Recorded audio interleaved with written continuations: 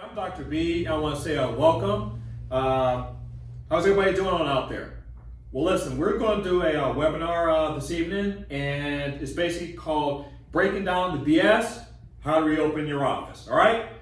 So we're going to ask, oh, you know what? My partner's not here just yet. That's all right. You know, he'll be here in a few minutes. But I want to answer just some basic questions you guys might have or think about is, you know, why is there so much negativity in dentistry right now? Okay? What to believe as far as about reopening your office. You know, is price the most important thing? Should a dentist market discounts? And, you know, perhaps maybe should you be getting into some sort of membership program, okay? We're going to get into a lot of these things as we get all of us are going to get on past this. But for any of you guys who have seen our webinars before, we always tend to start with a song. Now, my buddy's not here right now, so I'm just going to kind of get this rolling for us right now. So let me see what I can find out for us. But I've got a good song here for us, okay? So let's pull that on up. Let's go to it.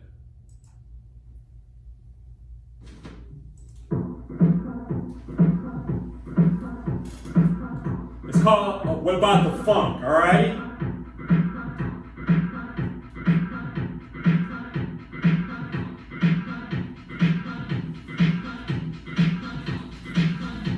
What's up? Oh my goodness, he's actually here. I heard the music.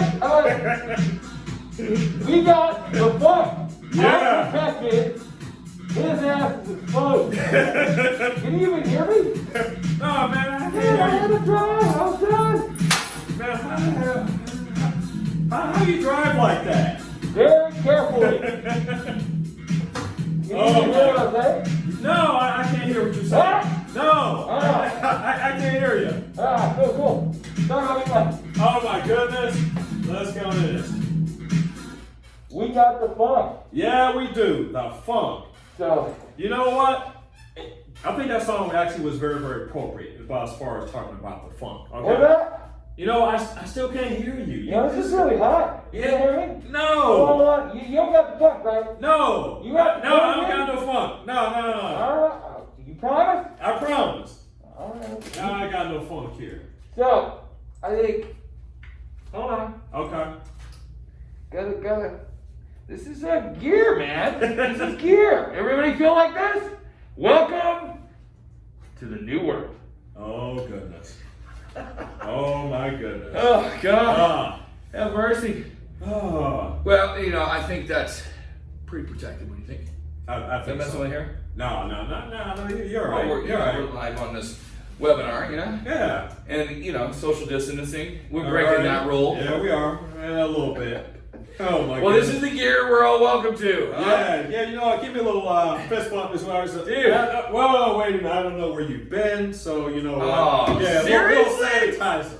You know, it's bad when you gotta get a little fist bump. You think about, I gotta do some sanitizer. I like that song. The Oh. funk is good. No, yeah, Well, it is. the reason why I actually chose that song because I like the energy, I like the upbeat, and funk. What's funk? Well, I use funk in a couple terms. Well, if I'm in the hygiene room and I got a new patient, I was like, dude, you got the funk. Woo! You gotta get some therapies done, man. Shoot. That's for sure. I also like that word because it's feeling out of sorts, sadness, depression, and it's hard to curb that feeling. You're kind of in a funk.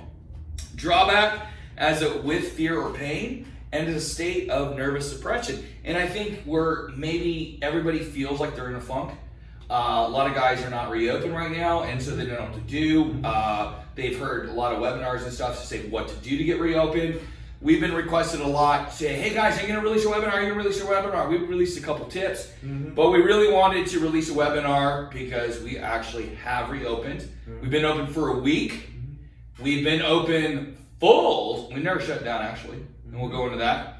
But we wanted to actually, Dr. Brown wanted to show the results and actually know that our suggestions actually. Yeah, we wanted to actually also too give you guys something to look forward to, okay? Because there is a lot going on right now that we want to put, let's just say, a little bit more of a positive spin on it, okay? So like I said, we're going to answer some questions for you in a moment. We're going to get to the next part right here, is that we often like to talk about a little bit of a joke or something that's a little bit different, okay? And that is exactly what we're going to do, all right? And I think this is actually kind of funny here, all righty? But the thing is that my wife would say, did I get fat? during quarantine. And the husband will say, well, you know what? You were never really skinny. Time of death? Oh my goodness. Time of death. 4/25/20, 11:23 p.m. Cause of death? Coronavirus. Well, it was 11:23 a.m., so the guy was probably coming back from the office, tired of being a dentist. Oh, I'm sorry, we're not working. But he's dead at 11:23 at night. Yeah, that's kind of messed up. That's messed up. But you know what?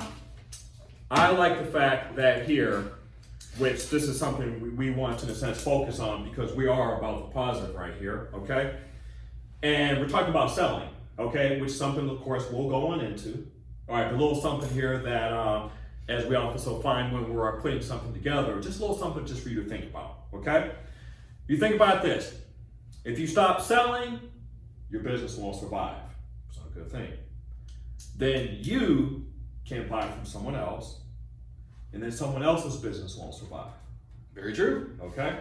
So just a little something just right there in a sense to think about as we go on. Big circular dynamic. That's right. Everybody affects everybody else. That's right. Circle of life is, you've all heard of the Lion King. Very, very nice.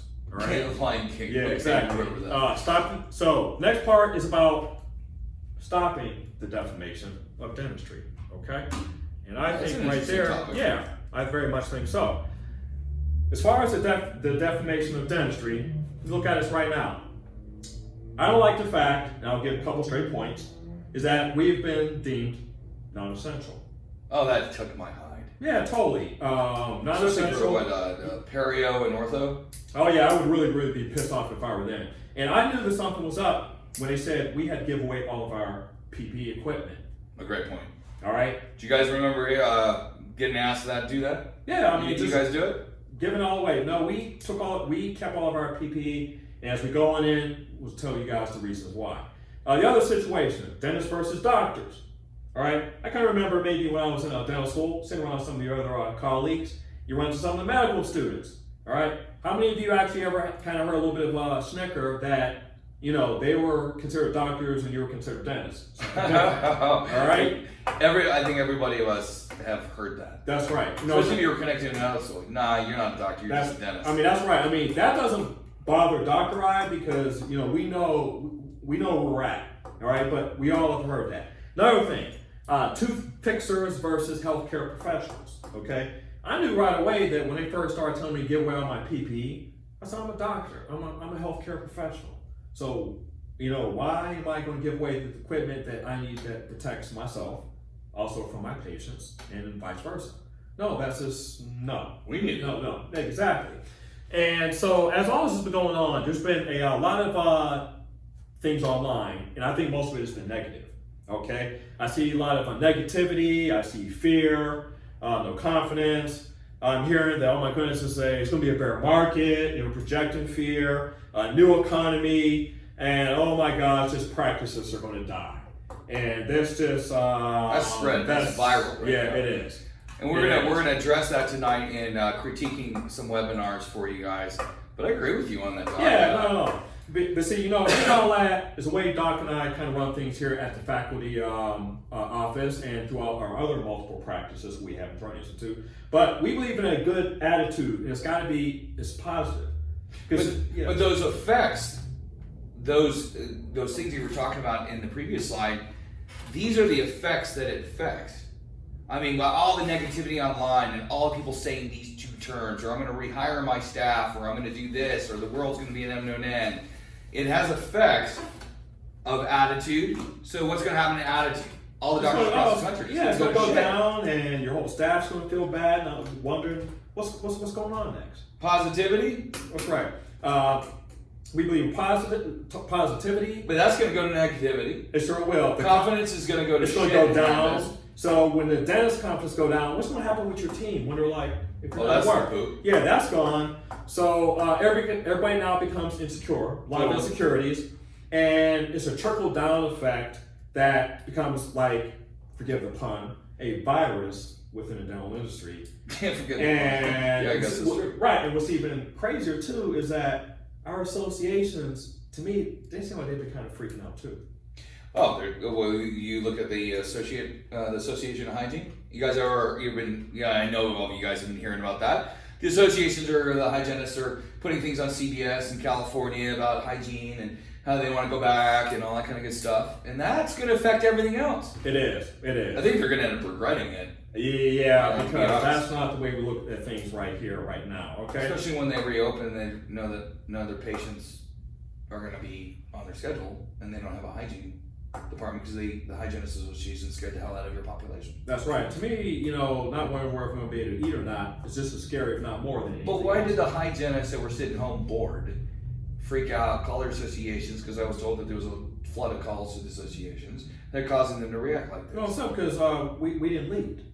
We did lead not doctors. lead. We as doctors did not lead. So the trickle-down effect that Dr. Brown was talking about is a lot of us doctors shut our stuff down, haven't communicated to our patients, haven't communicated to our staff, our hygienists, and girls went ape shit. That's right. And so my whole thing as far as questions, I mean, aren't we trained to handle this? Absolutely.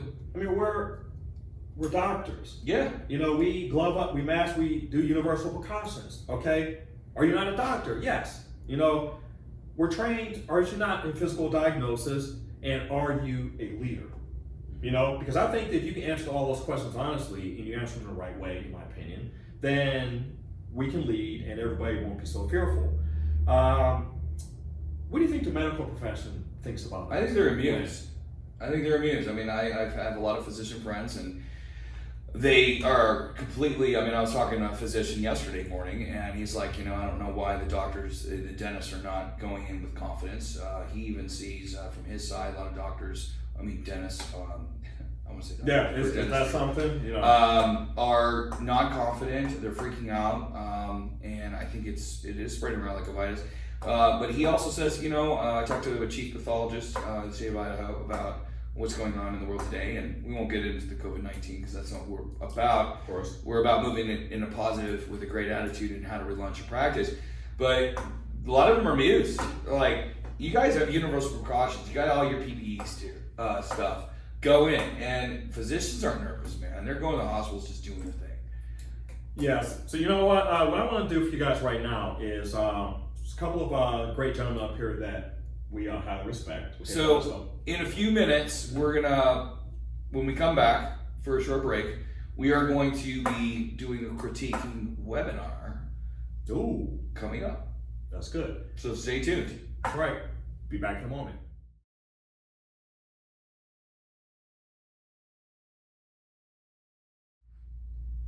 Hey guys, so right now is the critiquing of webinars. So I have some general statements to make as we're talking about this section. There's a lot of stuff online that's going around. A lot of it mostly negative. There's places like Dentaltown where it's just flooding through. I don't even want to get on there. What you fit in your brain, it comes out. If you fill it with negativity and garbage, that's what's going to come out and it's going to depress your mood. I want everybody to know that our whole goal for this webinar is to move forward strong, attitudes, positivity, things like that. A couple points before we start this. I'm going to make this pretty quick because I know you guys' time is valuable. There's a lot of people online giving suggestions and things, and you really want to take a look at the people that you're taking advice from to make sure that they're active practitioners. They're in the front line. We are active practitioners. Our suggestions tonight are based on fact, not based on projection. We actually have never shut down. We're going to tell them more about that. And we actually are full-fledged open. And by the end of the webinar tonight, we're going to give you our full exposure of our first week back in action. From how our staff handled it, how the patients handled it. Did they say yes? Were they freaked out? Are we packed? Are we broke? What's cooking? A couple of things. So besides that point, when you're looking at webinars and you take advice, make sure that and even this webinar now, make sure you take that advice and look at your own practice, make sure it applies to you, okay? But we're gonna actually critique right now a very, very well-respected, he's a friend of mine that I know.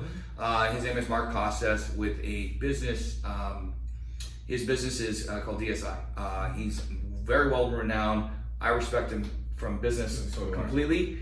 He's actually in this video clip interviewing a fee-for-service doctor, and I'm gonna do quotes, fee-for-service doctor, and you'll know why I'm doing that at the end of the lecture, that has some good stuff to say, and we're gonna critique and give our opinions. Now, our opinions are like belly buttons, everybody's got one. We're gonna give our suggestions and some comments during this, and then when we start our lecture, we're gonna actually, by the time we're done, you'll know why. There we go. All right? Yes, sir. All right, let's get rolling. We're kind of all in survival mode. There's a lot of uncertainty swirling around the PPP loans and the EIDL loans and unemployment and all that stuff. So we're kind of in the mix of all of that. But us forward thinkers are saying at some point we're going to have to go back to work, and likely the practices that we left are not going to be the same practices that we come back to, because the market's going to be different. Consumer confidence is going to be different. We're going to be in a recession/bear market. What does that mean to a fee-for-service dentist and somebody that owns that type of practice? You wanna make a comment on that? Yeah, well, I've told my team already that. All right. Points on that. Yeah. I got them. Love you, Mark. Survival mode, new world, Yeah, that sounds a little scary. new economy, bear market. Ooh, that sounds pretty aggressive. And when they shot this shot, they were like everybody else that hadn't opened up. They don't know what the market is. Anybody who's been through a recession, like was in 2008 and 9 and 10, that's really a recession. That's crazy shit. This is kind of self-made, closed down. I'm not going into COVID of right and wrong. And now we're reopened. So I don't agree with that. I think that's because we've actually had projected. Yes, we've been open and we've been planning, and we'll get into that. How about we don't know? We don't know what it's going to be like. And since we don't know, what can we do to land on top? Maybe that would be a little more appropriate. I think so. In other words, be a little bit more positive. Right. I mean, we don't know. I mean, bear market, those are fear tactic words, and he's not that kind of guy. I'm just saying that we're doing a fair, honest opinion of what we think, and I think that we don't know. Well, we do know. We're going to share that with you. But that's the kind of example. So anyway, That's right. Anything else? Because we actually. That's right. We've been doing. So it's not about. We're exhausted today. That's right. We just did a heck of a week, but we'll go into that in a minute. That's right. Go More ahead. to the video. We really need to start thinking like we are a startup. I've been here for 23 and a half years now, and I've got a very well-established practice, as do many other dentists who are listening to this right now. Yeah. And no matter where you are in your career, I believe that you need to approach your practice as if it's a startup, as if it's within the first 2 years of opening. I like that. I love it. That's I agree with you right there. Dr. Bowman, totally agree with you, buddy. Start up, hit the ground running. That's right. That's positive. That's right. Attack mode. I like that. Give it everything you have. That's right. Let's keep going. And that same type of hunger, that same type of aggressive communication with your patients during the crisis, and also during a time which I would call the pre-launch, like the time right before you begin to open. And then of course, when you open, those 3 stages are going to be really critical as far as what you communicate with your patients about, so that by the time you do reopen, you can have a really good running start, and then you can minimize the damage that's already been done. All right. You know what? I like that. So specifically, are you that? I tell you what, I love it. I like it because what did we do during the time when everybody said we had to shut down? We were very aggressive with everything. We brought in our entire staff. We started doing phone calls. We started, emailing. We did a variety of things to let everyone know that when this was all over with, that we're still going to be here. And in our lecture that we're going to do after this video, we're going to go through some of those details for you guys to know exactly what we did specifically. But in general, Dr. Brown and the team and all of us, we went in attack mode. Yes, we did. A week and a half, 2 weeks before, we brought everybody back. Okay? But we'll go in to bring everybody back, because actually we brought the rest of the team back, but we've always been open. So we'll go into that as well. That's right. But good job, Dr. Bowman. I actually like that. Yes, we do. Is going to be changing anything you do about the way that you receive payment, payment options to patients, and those sorts of things. You guys already have a membership plan in place, correct?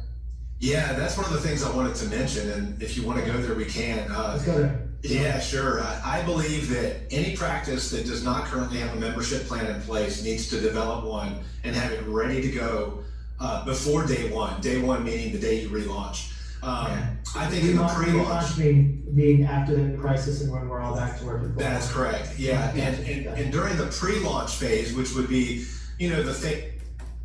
What do you think about that? So what is a membership plan? Well, for the viewers that don't know a membership plan, it's a plan that doctors have come up with, this like an insurance plan, in order to so-called harness more fee-for-service patients. Gotcha. So as you guys know, half the population has insurance, half the population doesn't, and a lot of doctors come up with this program to give those people essentially a discount program. Mm-hmm. A bunch of free services, whatever, you can create your own. So to me, it's sort of creeping into the thing about maybe getting into a patient's pocket. Don't know yet, but let's see what we're going to and say. one more point, Doc, Sure. is this may be not wrong for some practices. Go. If a membership plan, before you take this suggestion, I would take a step back and say, what kind of practice do I have? What will be the effects if I add this in? Is this right for me? Right now, he didn't explain that. He just went blank off of going, bam, I would have it ready to go. Now, that may be right for his fee-for-service practice, which I own a fee-for-service practice, and we'll explain that a little later. Sure. But to blankly state that, I would say this is a good option for certain people, and this is some drawbacks and some things, because there's some negative things that could happen, which we'll explain in a little bit. Yes, we will. During which we're learning about when we're going to reopen. We're beginning to prepare ourselves and our teams, and beginning to get back in touch with patients, saying, "Hey, we're going to open on this date or on or about this date." Yeah. To me, that's a great time to start introducing some new changes that you're going to have in your practice, because you recognize that everyone's been under a tremendous strain, both physically, financially, socially, and so on. So you're going to do what you can in your practice to make it easy for patients to come back, make it easy for them to afford the care that you can provide them, and the care that many of them need and are behind on. I agree with him getting ready for opening. Mm-hmm. And I like to think talking about as far as our relaunch and how you want to do this. Change is good, but when you change, always make sure that you're in control of that change. I know exactly what I'm changing. I know how it's going to affect my practice, and you roll strong. I mean, I'm not a reactive guy. I'm a proactive guy. I'll say, I'm doing this, this, and this, and I'm just going to go for it. I'm going to do it. But, when you add something like this in, he's starting to dwell on the patient's pocket. That you actually, a good pickup on is it's our duty to make it more affordable to my patients. So what he's saying is the patients, and this is a prejudgment, you don't know. Because while he's offering discounts and stuff, if I'm the doctor across the street and I'm not, and I'm still doing just as good, what's the difference between us two? That's a good point.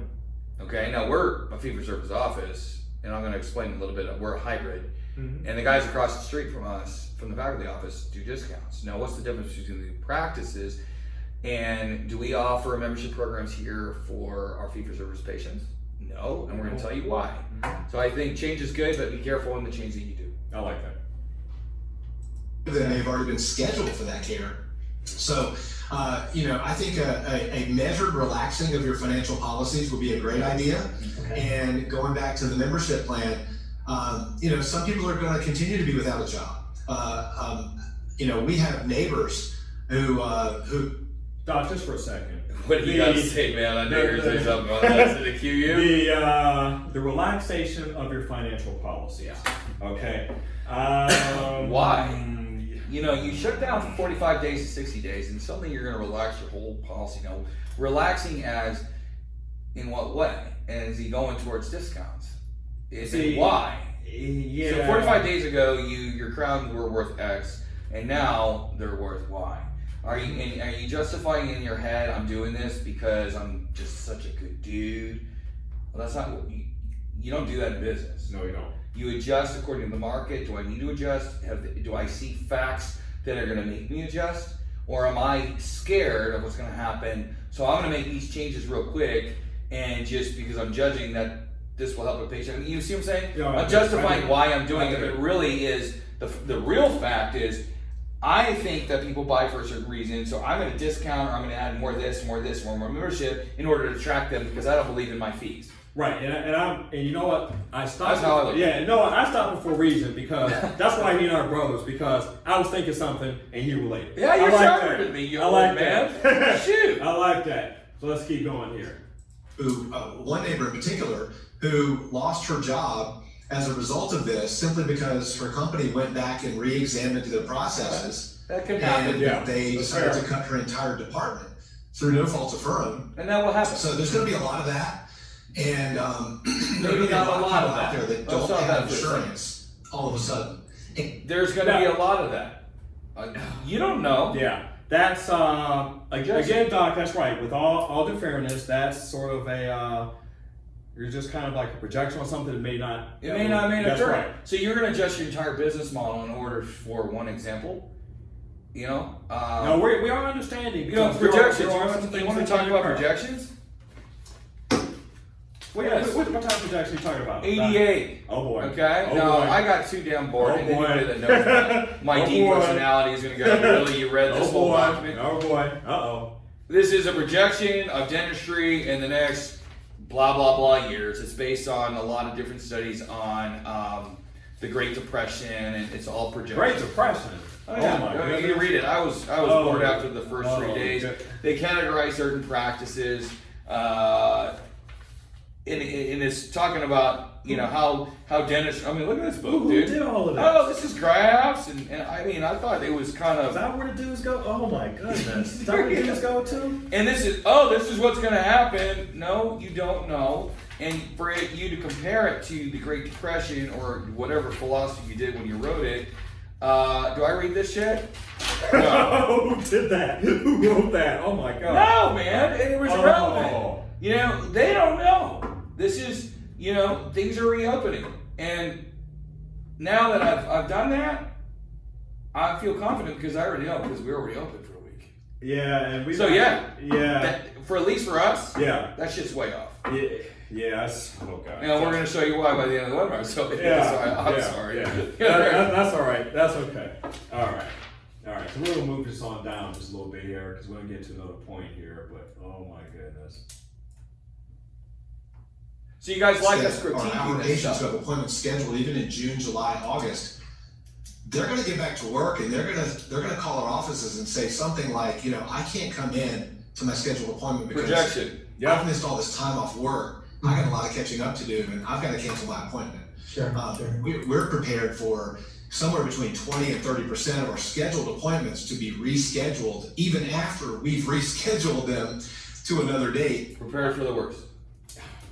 You know, Projection. that's right. Another projection because what happened when we were down and we started calling? Do you think our patients? I actually pulled that calculation. We had for hygienists, for 3 hygienists a day for the last 5 days since we've been open, we had 3 rescheduled appointments. See, there you 3. go. 3. And we'll go into that a little bit more. So for us, that was completely way off, and 30% not happening. So, I'm not saying he's wrong or right, but Sure. you see that when we're critiquing this, we're not just believing everything we see, and we don't want you to believe everything we're saying That's here right. tonight.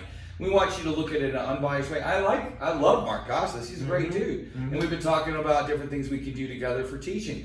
I don't know Dr. Bowman. I know he's very reputable. I have colleague friends that do know him. That's He right. has a certain type of office, very, very successful. And it's okay to agree to disagree with somebody in a healthy conversation way. Okay? Do you market direct to consumer for this? So in other words, do you try to recruit patients into your office based on the plan that you have, or is it more internal? Talking about membership programs. Inside your office. Yeah, we've marketed this externally since 2011. Okay. And I think I've mentioned this to you before, but I can't remember if we've actually talked about this, but there are several different ways you can do this. One way is using Google AdWords for when people search for dental insurance. Okay. So if people search for dental insurance, if you have someone running an AdWords campaign or if you know how to do it yourself, that could be a great keyword to use to market your own in-house dental membership plan. And I would make sure that you distinguish between what your plan is and insurance. In other words, better than dental insurance or different than dental insurance, but better. Something like that is a great way. We actually, years ago, and we still do it today, we've used Groupon. Oh. Oh. Okay. Okay, we can stop it right there. Okay. All right. Groupon. Well, all right. I'll make a first comment. Is Okay. when you start doing membership programs, you have a pool of patients that have that are insurance. Great, we all get that. And then you have a pool that are fee for service. What the Groupon, what the membership program does is it takes this category and basically puts them all in insurance. I don't do that. I'd rather believe in my own UCR fees. Okay. I would too. And the only way you're going to tap into this market here is by external marketing and patient referrals. But so you can have a practice that accepts PPOs and external market for these guys, and this is nice dangling fruit. A lot of doctors believe that you ain't going to get these patients unless you're offering a discount, or you're gonna, if they believe that people buy by price, or you're insecure or whatever. Because it is a fact. I don't care. I'm not pooping over a different model. If you have, and we'll go through the models. But the more discounts you have, the less skill you have to have, and we'll go into that a little bit more. But I think it's very, very dangerous.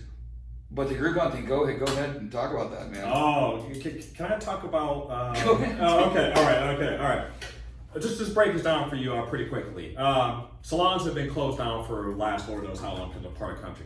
Your wife wants to get her hair done, okay? If you bring in a Groupon for a salon to give her just super low rate, Not my wife.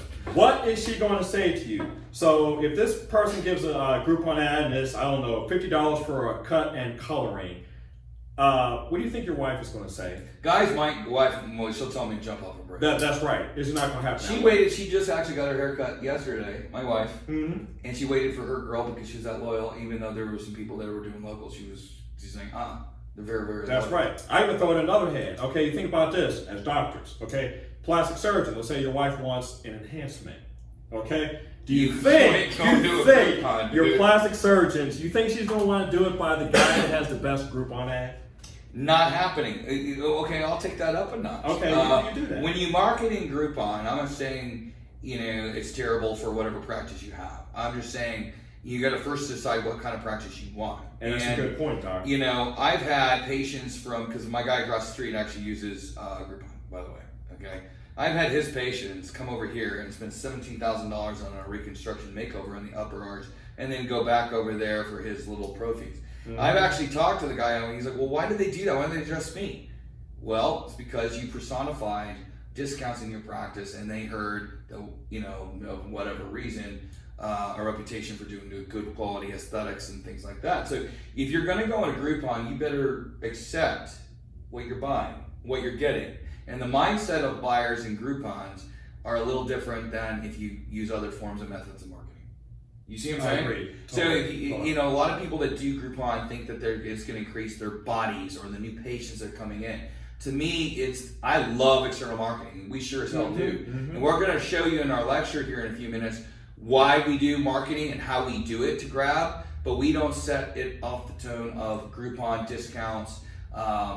And in here, they talked about membership programs of discounts and memberships and things like that. Sure. Giving away different services, free services, hygiene services, things like that. I think that can end up being a little bit of a problem too, because it devaluates, your hygienist would be pissed. Right. Our hygienist would throw you under the bus. Sure would, in a second. Wouldn't they? In a second. Oh, you'd have three girls beating you out to the curb. Cursing me out. Free hygiene. Yeah. Okay. Right. Oh yeah. Right. So. Right. And that's the end of the critique for the webinar. Now I got one more special one for you. Oh, you do? Yes, all right, go ahead, buddy. All right, let's do this. You'll be doing a lot of adjustments on the front end, but there are some advantages to this program that I've been talking about for years, and you're probably aware of them. When you put dentistry on sale, people buy more dentistry. I've always joked that Costco is Spanish for $400 because whenever you go to Costco, Okay, Doc, I hope your heart is all right. Because I I did tell you I had one more thing there for you, but so I write stuff down because some of this because we get he and I, we gotta stay focused when we do this. All right? Dentistry on sale. And Costco. Oh, I was gonna go to that second. Okay, all right, dentistry. Oh boy, that's wow. You know what? How low? I think you're gonna go off of this shit. How low can it go? Well, I mean. There's always somebody that when you play the price war game, there's always somebody that's going to go lower than you. That's true. To say putting dentistry on sale devalues and that's what we were talking about, defamation dentistry, devalues our entire, it devalues you as a dentist. It does. Okay, because I'm not on sale at Groupon. No. I value the UCR fees. Going back to UCV, just on a little tangent, is if you have membership programs and discounts and all this other kind of stuff, then you actually don't even believe in your UCR fees. So let's just point on that one. But to relate dentistry and Costco in the same sentence, That is, you know what, I'm still going to have a moment to get on over that one. I mean, we disagree with it. Yes, totally. Put totally. it that way, to make it clean and simple. I mean, the guy seems like a nice Totally. guy. I don't agree with that. And in the lecture, in a few minutes, we're going to tell you why. That's but right. To answer your question, Doc, how low can you go? It reminds me, back in the day, I had more of a hybrid practice. Yeah, down you've had a in, few practices. Yeah. in Queen Creek, Arizona, which was #1 hit in 2009 by the economy, the recession actually, and then it became the fastest growing. I had a dentist across the street. It's a true story. Did I ever say this? I don't think so. Okay. No. I had a dentist across the street that, and it was a nice small town, and everybody was growing, that actually put up a sign, crowns for $325. Big poster board right in front of his office. Now, obviously my patients saw that and stuff like that too, and I didn't care. It actually didn't even affect our practice. So my practice down there, this was just one of them, I owned a ton, but this practice, and I do more of a group model, so my doctor down there, that's his practice, I'm just here to coach him. But we did about $2.2 million in that practice. We had PPOs and we had fee-for-service patients.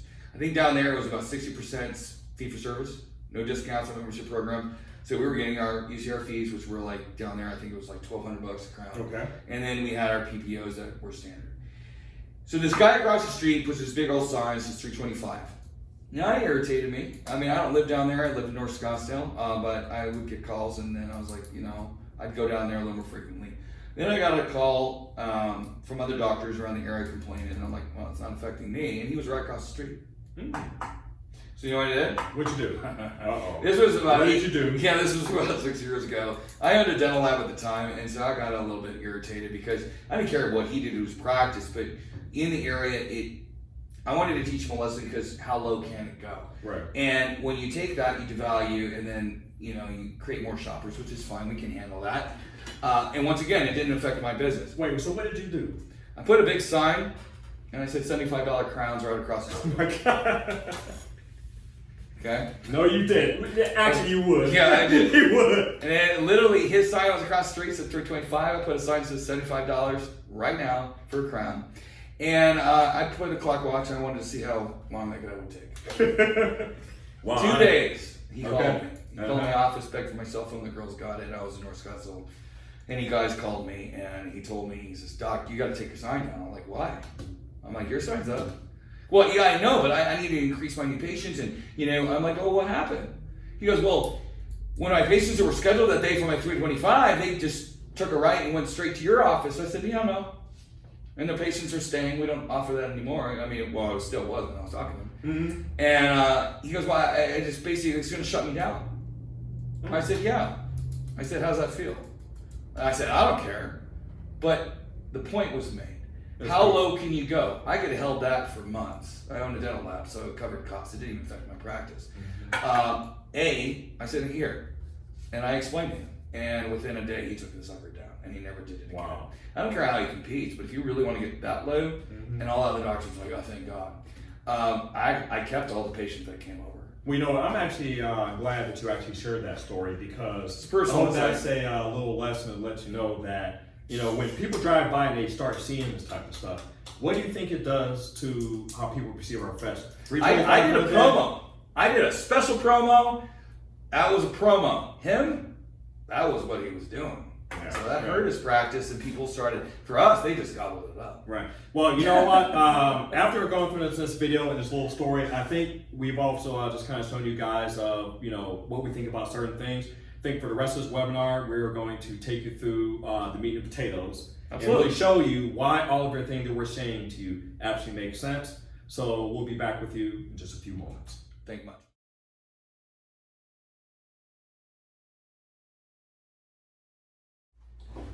So, Doc, what do you think about that video that we just shown? That was Eye-opening? That was eye-opening, Yeah. man. I didn't knew about the last part, but it's every webinar I think you can critique and have your own opinion. I think that's healthy and that's good. I think so too. So the next section we're going on is our little lecture. We have a little small 20 little slides. We'll make it brief because I know everybody has things to do. But you may kind of understand where we're going with this in relation to what we just critiqued. So the first question is I want to ask these doctors is, why do people buy? Okay? That's a very, very good question. First thing to consider before offering is the first thing you have to know before offering discounts, membership programs, or marketing. You have to understand a buyer from the utmost strategy. All right? What type of practice do you want or you have? So right now, you're relaunching. You can make changes. Make the changes that you thought through and roll with it hard, okay? And we'll talk a little bit about that in a little bit more. But, if the price is the reason why people buy, then discounts are the way to go, right? I mean, if that's the truth, if your buyer says, dude, all you ever to ask about the price and boom, that's it. Well then, dude, heck. Yeah, and it just goes up and down. It becomes a point where there's no bottom. Yeah, It's and like tax, like how much? and you knock a sucker down, and if price is the ultimate reason, then why? Then you have to. If it's not the reason, then you have to adjust your thinking. You got to find out actually why the buyer buys. And I can attest to you right now that that's not the. It's maybe an option that your client is looking for to make sure that they have a treatment plan that fits their goals and their budgets and their challenges on a price that is affordable to them. But they're really seeking other things when they're coming to your office. I definitely think so too. So we start talking about the point of marketing discounts for a membership program. The first thing you want to ask is, really, what are you trying to do? Are you trying to get patients? With this type of marketing I'm doing, is it maybe different or better than one style or the other? Well, that's a good point, because if you're marketing Groupons and a mailer to show this membership, would it be different than marketing our style? I don't think that I think that you would probably have. They'd be very even. I mean, we send a lot of mailers out, and our style is way different than Groupon discount type of marketing. And I think we got a decent size of new patients a month, over 40 to 50 a month from the marketing we do. So you think about how many are going to be effective, and then what quality of patients coming in for whatever style of practice that you have. And I think that's very, very important because are you basing your marketing on the belief that price is the most important thing? Because if you believe that, it's going to affect the way that you market. Yeah. Well, then it becomes easy. All right. Another thing to think about is that the customers that come on in, let's say they're walking into your door, will they be better customers in any other methods? Meaning qualified versus non-qualified leads. And in sales, it's very, very important. We don't work on a lot of non-qualified leads. We work on quality leads, and that's how our sales. That's what we kind of focus on. So, when doctors market. I think a lot of doctors are talking about leads and non-leads. I think a lot of doctors kind of talk about insurance is because most doctors don't external market, from my opinion. And, I can go on in that for our winner. Sure. But, what I see is they don't market external market, so they don't have a lot of fee for service except what trickles in. And most of the patient base is insurance. Yes. And a lot of those guys are insurance driven.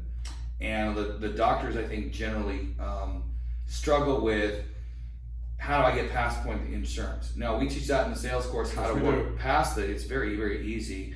And I think I know some doctors that are insurance where when your kitty runs out, that's all they do, and then they wait till the next year. So then when it comes on talking about the marketing, I like what you talked about as far as, a buyer, okay?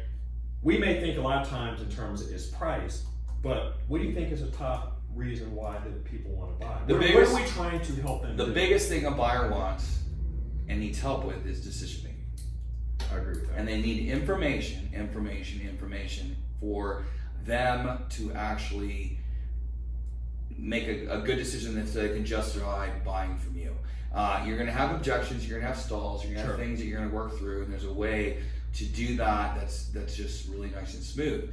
Buyers would rather pay more and make the right decision versus paying less and make the wrong decision. So the ultimate comes down to price versus cost. Yeah, and and that's a big thing. There's a huge difference between price versus cost. Price is a one-time thing, cost is a lifetime thing. So in our sales course, we go through those different things. And at the end of this lecture, we actually are we playing that clip? We have a clip of a patient that will actually, it's a large case. It was 2 days ago we filmed it, of an actual patient here at the faculty office. And remember, all the techniques that we train on, we do here. That's right. All the lectures and things that we suggest you do, we do here. So one big topic is, if price was the key, then companies wouldn't need a team. They wouldn't need you.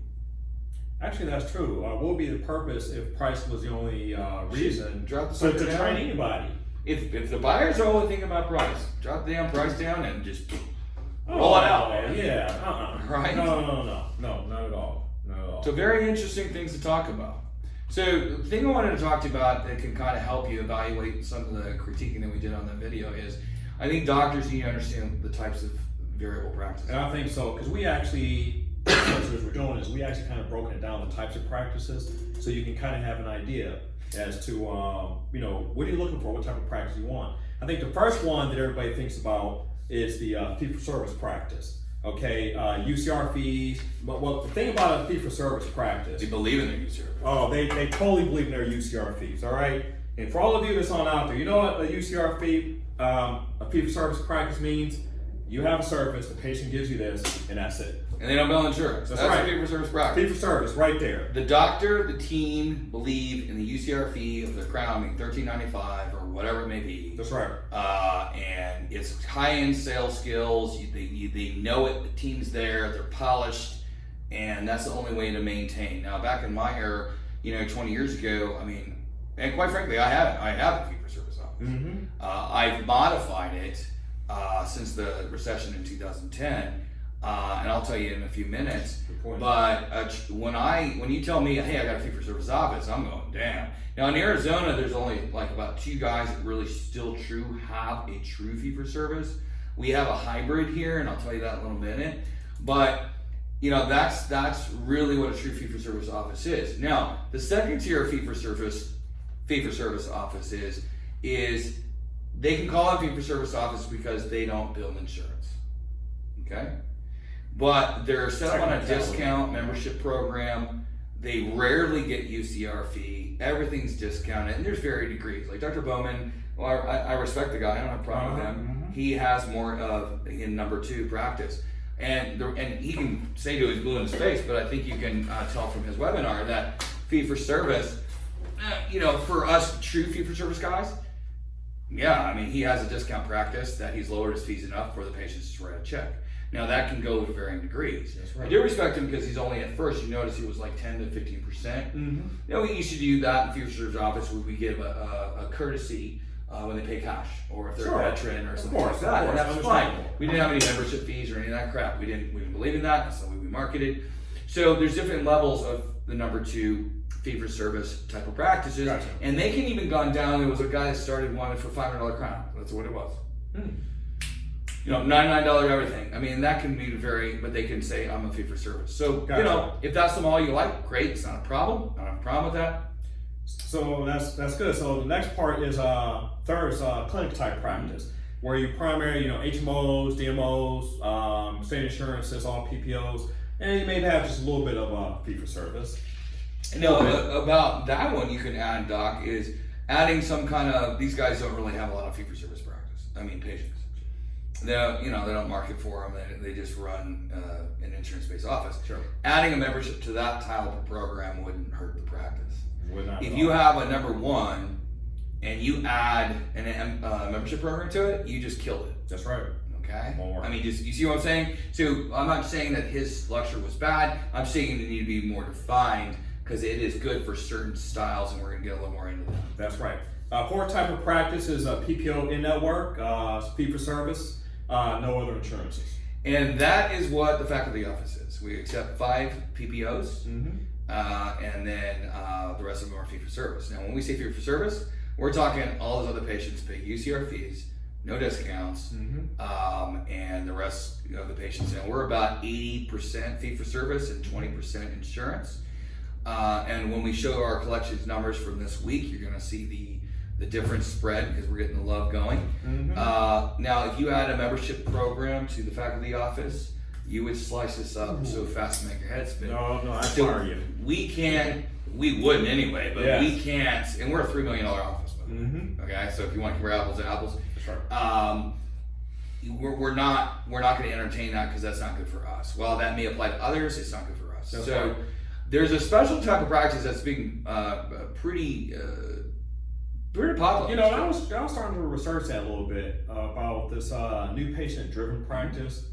I'm not sure about many of those in Arizona. Are those maybe? Well, you have Clear Choice. Those guys just want patients and they'll refer them out. Those Gotcha. guys that know about Gotcha. that. But that's actually more of a new patient-driven specialty office. Gotcha. They do one thing. But you also have general dentists that actually just they market. I know one in South Scottsdale. The guy does oral sedation. Okay.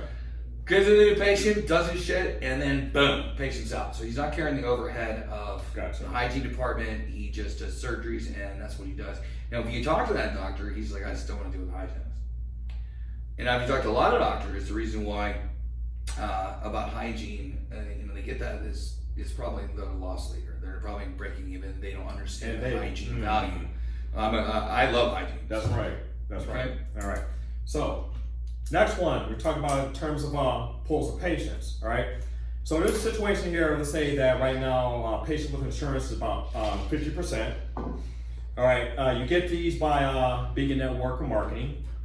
I think, as you would agree with, that most practices in the country really do actually very little marketing, and as a result, everybody's basically trying to all get the same patients. They're competing in that same they're competing for that small little pond. Okay. You also have their patients, of course, who are without insurance, and that's by referral. Mostly, you get them in through external marketing, of which most of us doctors really truly don't do. Yeah, but that's the ones they want. Yes. And so a lot of guys' belief is that if they're believe in price, they'll market to get those patients based on price. And a lot of them, and a lot of times doctors believe that if they don't have insurance, they're not going to come in. That's bullshit. That's 100% bullshit. When they see the value of what they want and they know they need to come and get fixed, they will be really, really good patients. But you got to go after and get them. If you market to that population pool discounts, yeah, you're going to grab the ones in that pool that maybe are shoppers, right? And there are going to be some, okay, that may come. And we're going to go into what that affects is. And then you have others that are looking for quality and things like that. So, and that don't make a decision on an ad based on price. I agree.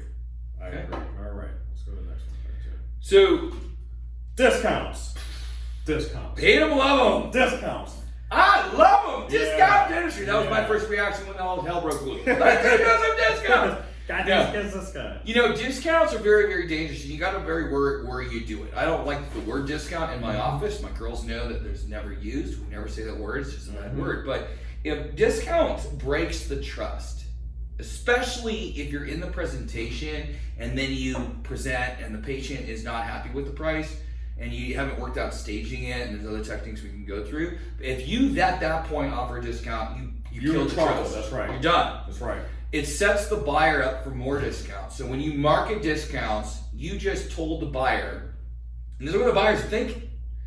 Well, the guy already doesn't believe in his UCR fee. So just, if I was your customer coming to you and you marketed me discounts and got me in, I'm going to tell you right now, I'm never paying your full fee price because you already set it up. And I'm actually a cheap ass, so I'm going to come to you and I'm going to object it and I'm going to bitch and moan and I'm going to get it down because if you're available to offer 20, I'm going to get 30. That's right. Now, there's a mentality like that, right? So it sets up the buyer for more discounts. Because you can imagine that if you one day didn't want to have that type of practice, you want to go for fee for service, but you've been only doing discounts, you think it can happen? Nah. Now, to actually address, that's a great comment, is how do we present treatment to our PPO patients? The way you write up a treatment plan is really, really effective. And we go on this in the course is some doctors, for a PPO network, will write the PPO fee, and then they will write what the insurance does, and then what their copay is. Okay, that's what a lot of doctors do. What I suggest them do is write your UCR fee, and because, Mrs. Smith, you have this insurance, you save $200, so it's this fee, which happens to be what the insurance fee is because you're a network. And then, Mrs. Smith, they love you, they kick in this, and now your copay is this. Hopefully you guys could cut that. Because it's the same write-up, it's just the way I wrote it up is a hell of a lot better than the first way. It sure is. And when I eventually go out of network for those PPOs, that patient's been seeing $13.95 a crown for all these years because I'm in MetLife for in network for Delta, and now it's $9.59, and then the Delta kicks in 50%, and now their copay is like $4.50.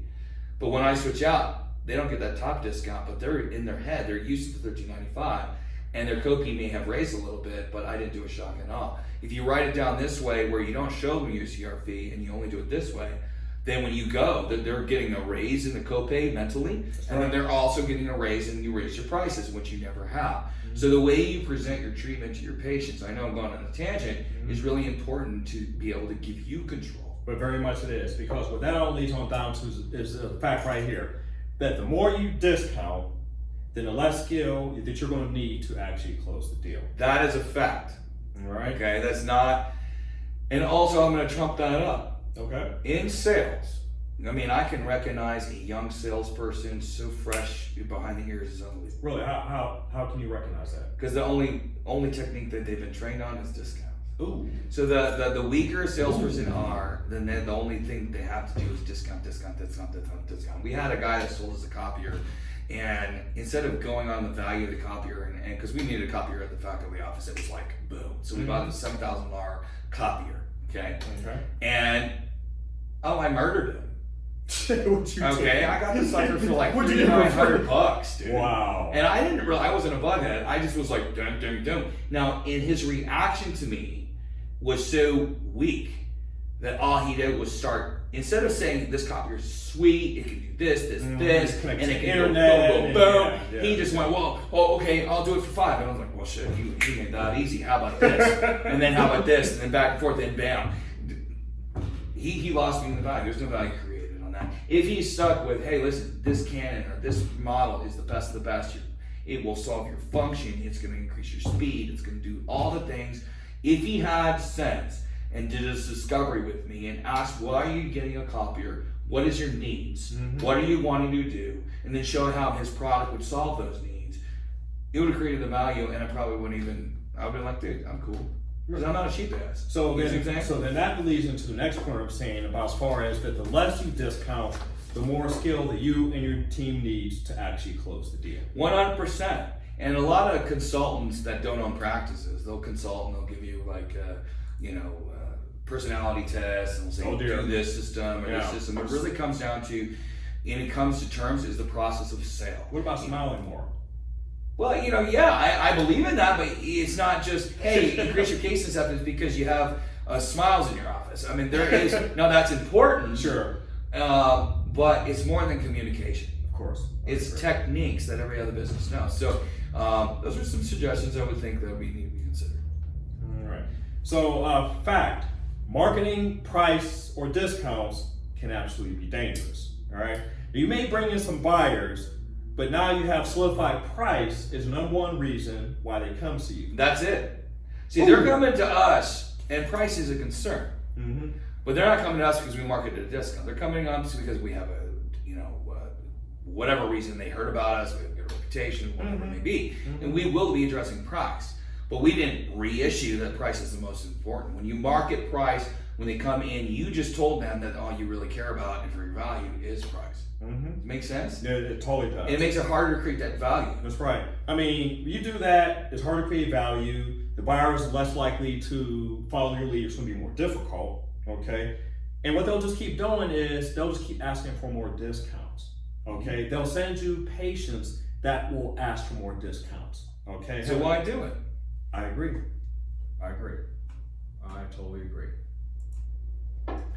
So something to consider. You can go on this. All right. So in a true fee-for-service office, you hold to the belief in your UCR fees and you don't bill insurance. Okay. A fee-for-service that has a discount platform is performing dentistry by lowering their fees low enough that they don't necessarily have to use insurance. Okay. Now a hybrid practice, which is fee-for-service, which holds firm with the UCR, but you're a network for a few PPOs. Okay. The whole point to it, and the reason why I say that is be very careful when you're going to add a membership program. Especially with these three practices. I would agree with that. Absolutely. Okay.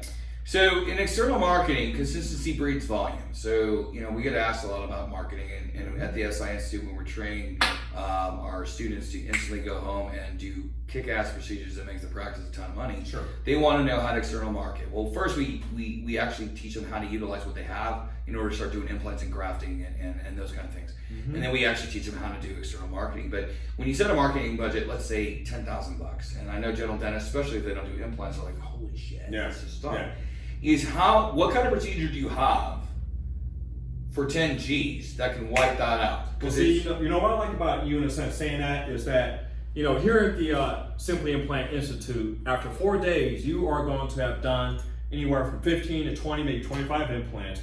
You are ready at that short period of time to go back to your office and start doing at least 70% of the implants that come into your office. Absolutely. Right away. Oh, absolutely. Not like a year later, not after flying through 10 different cities, but 1 weekend with us, you will be confident. You'll gain that experience, extractions, bone grafting, all this in a short window period of time. If you don't believe us, look at some of the interviews for our students. We're intense. We're intense. I'm actually feeling he's intense. I'm sorry. I'm really soft. Well, in the later segment here, in a couple of more slides, we'll show you where to add. It's called adding procedures that can instantly help your practice. Mm-hmm. And that is one procedure. You're right. 3 days, 4 days, you go back and you're kicking butt, and you can do procedures that instantly change. And we'll tell you why that's important as you're going forward. But back to the $10,000 is, if you do your bread and butter general dentistry, you don't do implants, you don't do surgery and stuff like that, that's a lot of fillings. It sure is. If we're doing a 10,000 TV marketing campaign, maybe 1 patient will pay for that. Maybe 2 patients will pay for it, and I got 15 more to do more dentistry. Mm-hmm. I like So that. for every $10,000 of marketing for implants that you actually externally spend, you have potential of doing anywhere from $100,000 to $200,000 of revenue on that $10,000 expenditure. Mm-hmm. This is why implant marketing and doing implants. I'm going to tell you a little bit quick, because Dr. Brown asked me for this, is my background. I have a company called Dental Recovery Solutions-360.com. To make it short, doctors, D as in dog, R as in Rick, S as in Sam, -360.com. It is a recovery company that me and my partner started about 2009. Mm-hmm. What we do is we save dental practices now before they go into a B7 and a Chapter 11 situation. We used to, when we started the company, work for banks. They didn't know how to deal with the dental practice, so they would generally just shut them down, liquidate. Doctors didn't know what to do, so doctors would shut down the practice, have increased liability.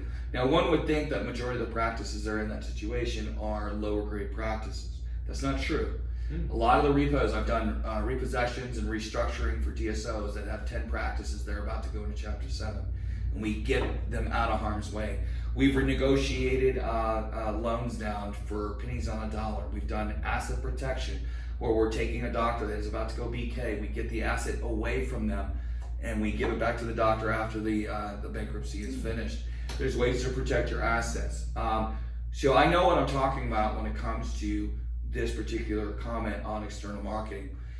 Our company is worth a lot of money now. I mean, we've grown and we do a lot of help, a lot of business. We have a lot of employees. We have real estate agents. We have, attorneys on staff.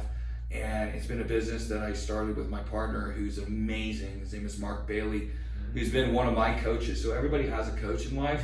I have one too.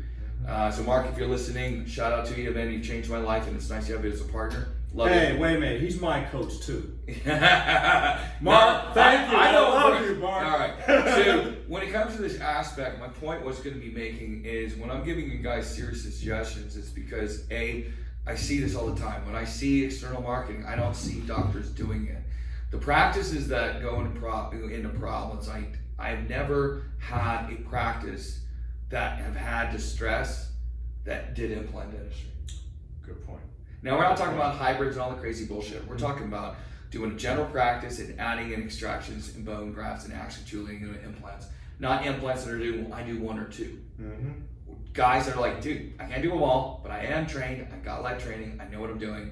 That doesn't happen. And if you come to the SI Institute, you will be able to do all these procedures that we're talking about.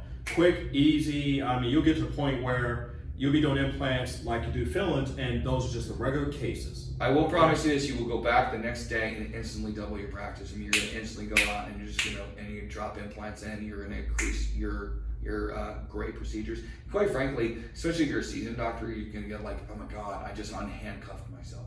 Okay, so and that can affect your stern marketing. So things okay to do in marketing, in my opinion, Or promos. Totally agree with it. That's right. Introductory one-time price reduction as an office thank you. Absolutely. All For right. trying out our office. That's right. Doing case fees and complimentary. Okay? Absolutely. All right. I like that because you didn't hear the word discount in there. Complimentary exam, complimentary consult. I don't really care. That's right. You know, I'm not gonna discount anything. I'd rather give something free than not. That's right. You know.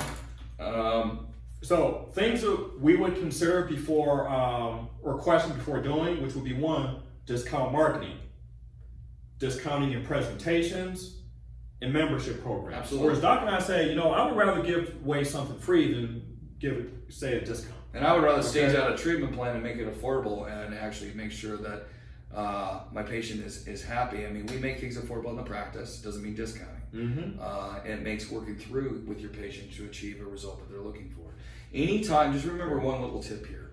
When a patient starts bitching and moaning, which they all will do, guys. I mean, think about the last time that you were in sales and you walked in to buy anything, okay? You're naturally, it's an instant thing that happens. You suddenly throw something out there, okay? True.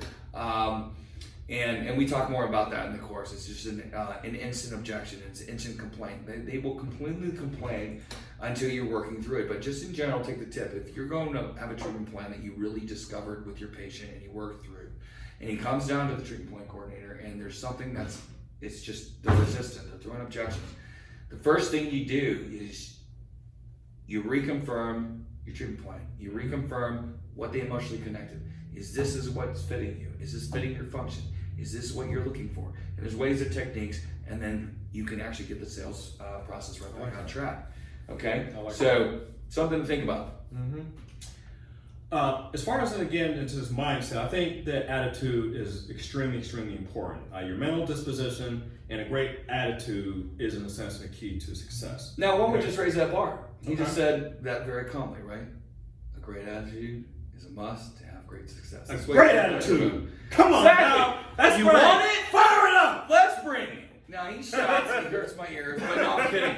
But you see that attitude? I mean, you gotta bring You see it. what happened? Yes, that's right. And there's a reason why I was like that, because you guys are like, huh?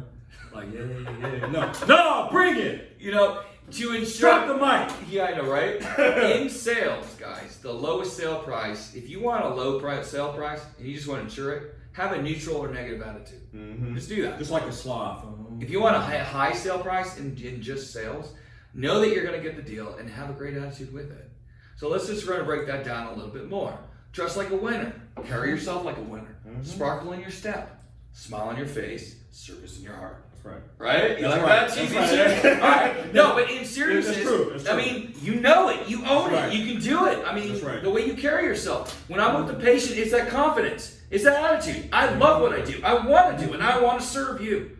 And there's a couple things that is very important with attitude. Attitude determines how far you're going to go in life. Plain and simple. That's absolutely any of those business gurus are the first thing they'll tell you is you got a bad attitude, you ain't going anywhere. So those at home that haven't opened their practice, take your head out of your wazoo, change your attitude. If it's negative, change it. Go in, hit it running with a positive. You own this, you know it. Your patients will see that, and it'll be like a virus. Don't go in there like, oh my God, what are they going to do? And if you feel that way, great. Grab the fear, break it, conquer it. But do not show that patient. It's like having a treatment plan coordinator that you, and bless your heart, doctor at home, and you guys all been through this, Right. You wanted that patient just do 4 crowns. Stick something simple. Let's say you want to use UCRFA and it's going to be $5 grand. And you have a treatment plan coordinator that's a little non-confident.